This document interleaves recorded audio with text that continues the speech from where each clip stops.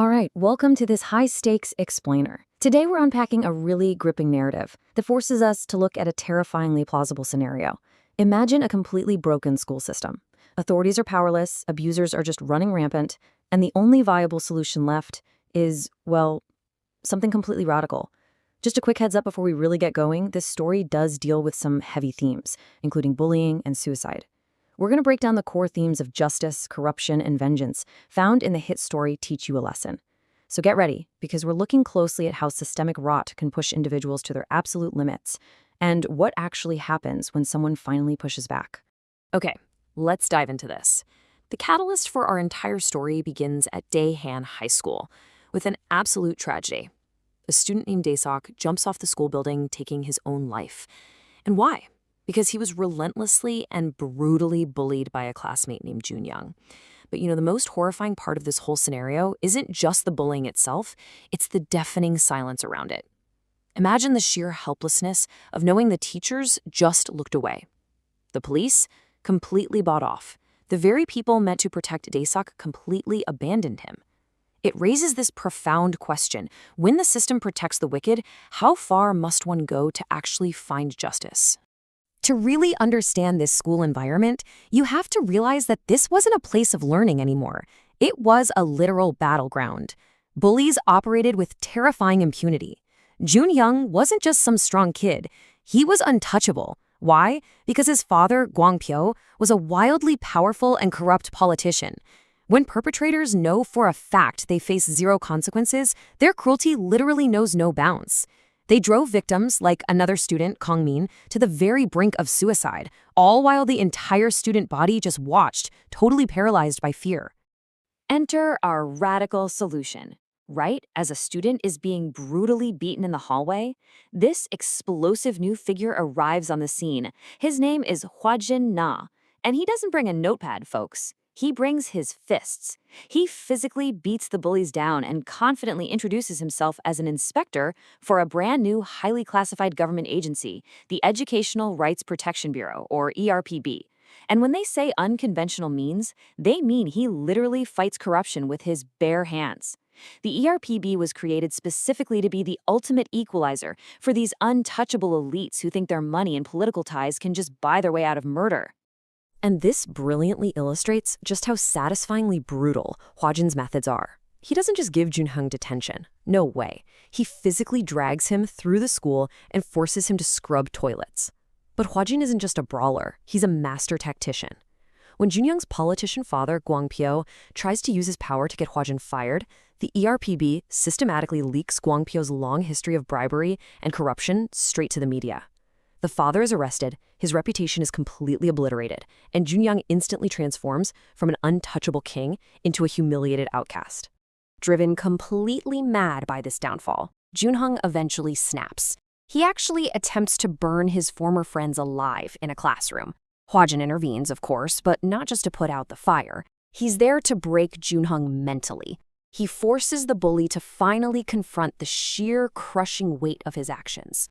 We learn that because of the politician father's influence, Daesok's family business was ruined, which led Daesok to feel like a massive burden before taking his life. Hwajin drops an incredibly powerful quote on him, making absolutely sure Junyoung knows he's going to spend the rest of his life carrying the guilt of destroying an entire family. Let's move to and see how this builds, because you have to wonder, why is Hwajin so fiercely dedicated to this brutal brand of justice? Well, the answer lies in his own painful past, and a really brave young girl named Ga-young. Ga-young was the kind of person who always stood up for what was right. She'd confront bullies who were harassing other kids without hesitation. But her bravery came at a horrific price. She was murdered by a violent student named Gichul. 2 to 4 years. That is it. That shockingly lenient sentence represents a complete and utter failure of justice for Ga-young's murderer, Gichul, simply because he was a minor at the time. The sheer inadequacy of this sentence absolutely broke Hwajin. He nearly killed Gichul right there outside the courthouse in a fit of pure rage. But it was at that very moment that a man named Gangsuk intervened. He stopped Hwajin's vigilante revenge. Gangsuk realized the legal system was fundamentally, totally broken, and that realization directly inspired him to form the ERPB. Now, what's really interesting about this whole setup is that if you thought this was just about schoolyard bullies, think again. The scope expands so rapidly. I mean, we've all felt the frustration of a broken system, but the ERPB is out there dismantling deep-rooted systemic corruption that most people don't even want to admit exists. We're talking corrupt teachers manipulating test scores for bribes, massive illegal gambling rings trapping kids in millions of won of debt. You have toxic, overbearing parents, and even fully operational juvenile drug cartels. The rot has literally infected every single level of the educational ecosystem. To tackle these super sophisticated threats, the ERPB basically has to operate like a covert intelligence agency. Take the gambling ring, for example. It is a tense, undercover heist.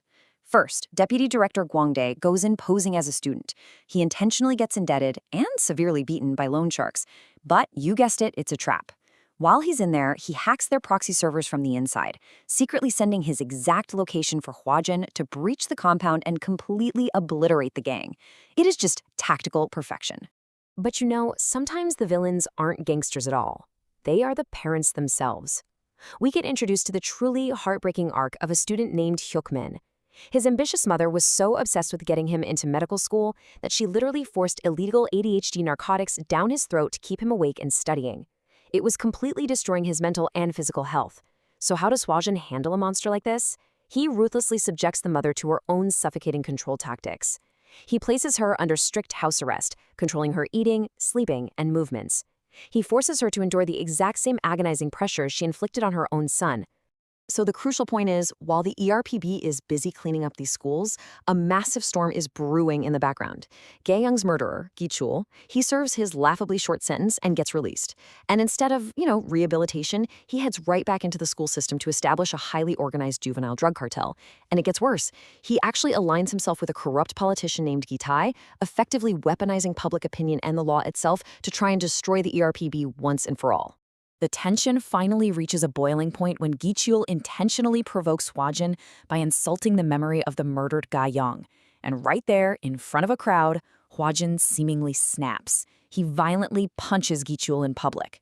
And because of this heavily publicized assault, the authorities officially shut down the ERPB. The heroes are disbanded. Poof, gone. Without the ERPB in the way, Gi Chul's drug network rapidly expands across multiple schools, trapping countless students in addiction. It really looks like the ultimate victory for the villains. But hey, remember who we're dealing with here. Here is the absolute greatest twist of the narrative. Huajin didn't lose control. Getting fired was a highly calculated move. By legally dismantling the ERPB, Huajin and his team are no longer bound by all that bureaucratic red tape. They are now officially operating completely off the grid. They basically traded their badges for the freedom to execute the most massive and dangerous sting operation of the entire series. So here's how this adrenaline-pumping final operation actually goes down.